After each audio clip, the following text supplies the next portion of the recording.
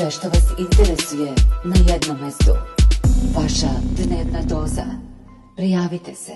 Srpska pravoslavna crkva i njeni vernici danas slave Svetog Vasilija Velikog ili Mali Božić, a danas je i obrezanje Gospodnje. U crkvenom kalendaru ovaj dan je označen crvenim slovom. Slavi se i Srpska Nova godina, a mnogi Srbi danas slave Vasilija kao krsnu slavu. Za ovaj dan vezuju se mnogi običaji, a u nekim krajevima se ponavljaju oni koji su vezani za Božić.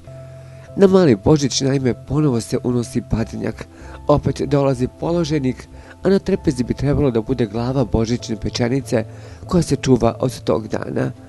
U nekim krajevima se na taj dan spaljuju ostaci badnjaka. U Vojvodini, u pojedinim mestima, do danas se zadržao običaj da se na raskršćima pale vatre. Veruje se da ima čistiličko dejstvo i ulogu jačanja sunčeve svetlosti i toplote.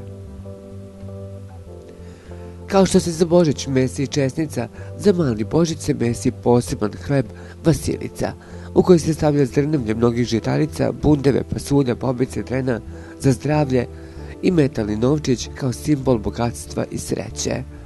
Srbi veruju da bi na Mali Božić trebalo izbjegavati svađe, jer ako novu godinu tako počnemo, svađat ćemo se cijele godine. U nekim krajevima se verovalo da će biti rodna godina ako na ovaj dan padne sneg ili bude oblačno.